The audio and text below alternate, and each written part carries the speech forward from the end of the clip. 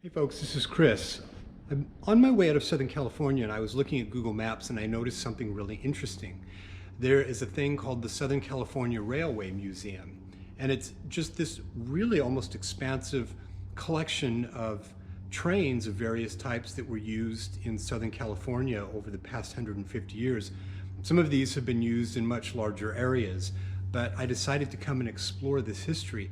Behind me and around me is an entire group of various types of streetcars that were used in Southern California, most specifically in the the greater LA region over the past maybe 120 years. There's a lot of fascinating history here.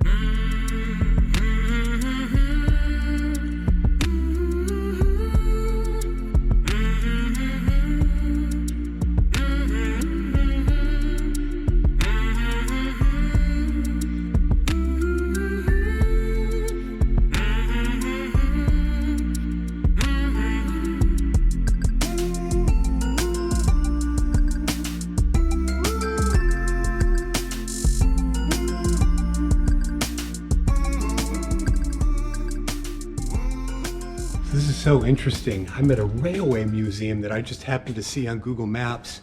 So I decided to come here and explore it on my way out of Southern California.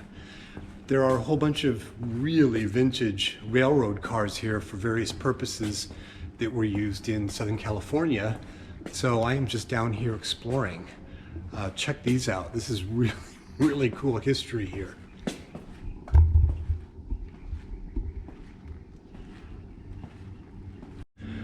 So we can come in, look at this. This is the 1201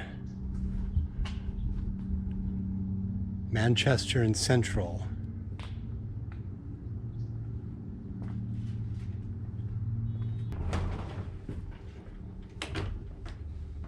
Car 1201 was the first of 250 Type H streetcars, the Los Angeles Railway's first steel-bodied double truck cars. The Type H cars were built to the company's familiar California car design, with open air sections at each end of the car and wooden slat seating. They were also the system's first multiple unit equipment capable of operating in two-car trains, a feature later removed. The Los Angeles Transit Lines donated car 1201 to the city of Inglewood in 1955 for static display in Centinela Park. After suffering from vandalism, the city decided to dispose of the car. The Southern California chapter, Railroaders Association, stepped in to save the car and had it moved to Paris in 1958 as part of the fledgling Orange Empire Tractor Company, predecessor of today's museum. Car 1201 has been restored to its 1934 appearance, in which year it was modified to permit one-man operation. Car 77 was built as a cable car trailer about 1890. Towed over the Sutter Street Railway's cable-operated lines by a separate grip car, it is also identical to a horse-drawn streetcar of the same period. Car 77 was one of a group of 5 Sutter Street Railway trailer cars which were inherited by San Francisco's Market Street Railway, and it kept in service until 1929. Here's the Van Ness Avenue, California and Market Streets trolley, looks like. The cable car was developed in 1873 as a replacement for the horse-drawn streetcar. It enjoyed a relatively brief period of popularity prior to the development of the electric streetcar. The basic concept is simple. A continuous cable is kept in motion under the tracks through the entire route. The cable car is equipped with a vise-like grip that catches the moving cable when the operator desires the car to move and disengages the cable when stopping. The top speed of the car is limited to the speed of the cable, about 12 miles per hour. By 1895, a total of 28 American cities had built cable systems, the largest of which was in Chicago, Illinois. Here's the 1559. This one looks like a little bit more in rough condition, but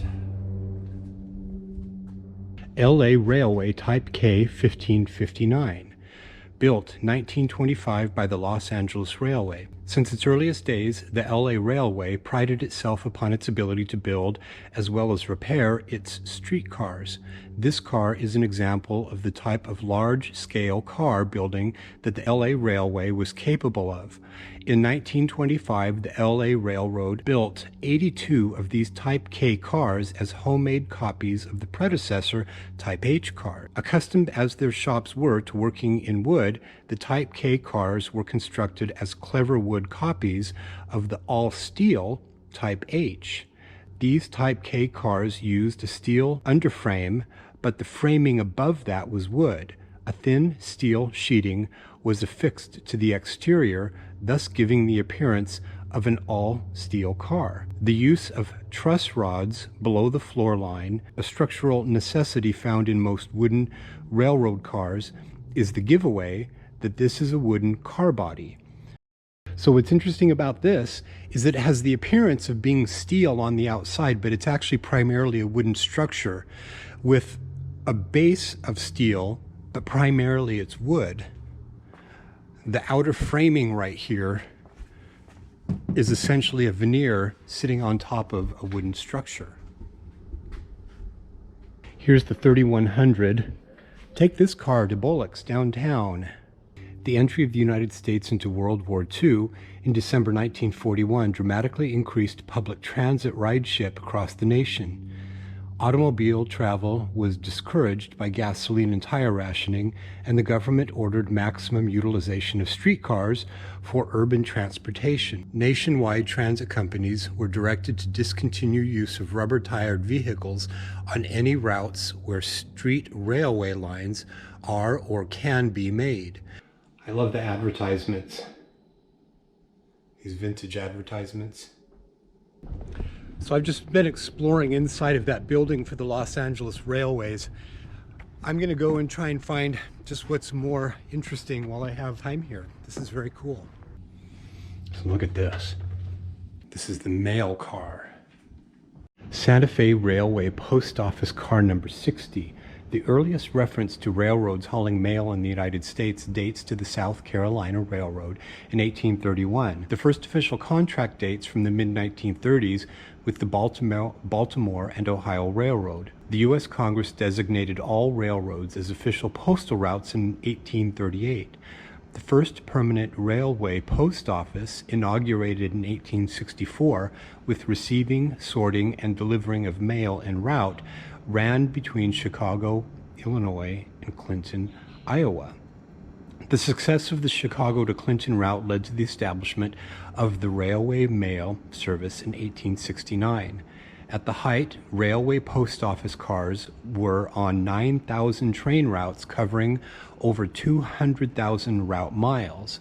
While most of the cars were end cars on passenger trains, some dedicated mail trains hauled, received, delivered, and sorted as much as 300 tons of mail. Postal clerks had to maintain a minimum of 96% sorting accuracy rate.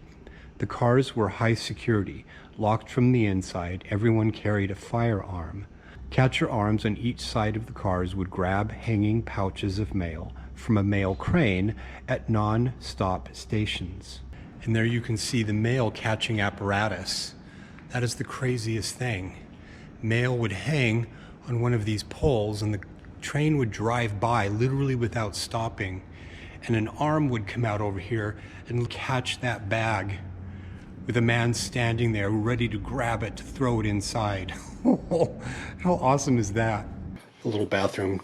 He said it was all stocked by men. Oh, there was no privacy here. There's no door on the toilet. That's hilarious. Built in May of 1922 by the Baldwin Locomotive Works in Philadelphia, Pennsylvania, Ventura County Railway No. 2 would have been a small to mid-size steam locomotive for its day. It is a 2-6-2 locomotive known as the Prairie type, meaning the locomotive has 2 small leading wheels, 6 larger powered driving wheels, and 2 smaller trailing wheels. The locomotive weighs approximately 200,000 pounds in working order and can pull a train of about 20 to 30 freight cars in level track. In addition to being an artifact of Southern California's railway heritage, number 2 is illustrative of steam locomotives used on short-line railroads throughout the United States in the 20th century. The locomotive is built around a stock design of the Baldwin Locomotive Works, with some changes specified by its initial purchaser, the Pacific States Lumber Company. Car 1001 represents the PE's last order of wooden cars.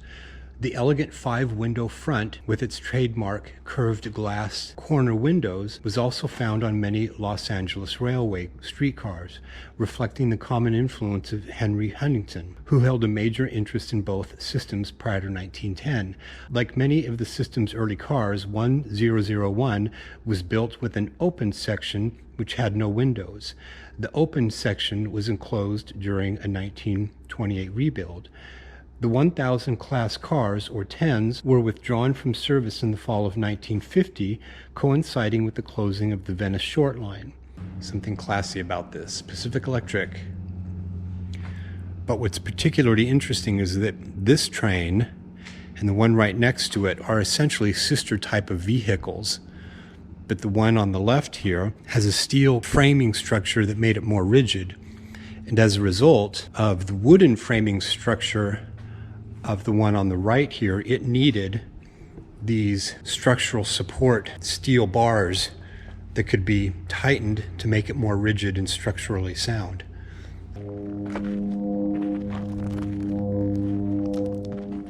But look at this thing. There's a sign over here.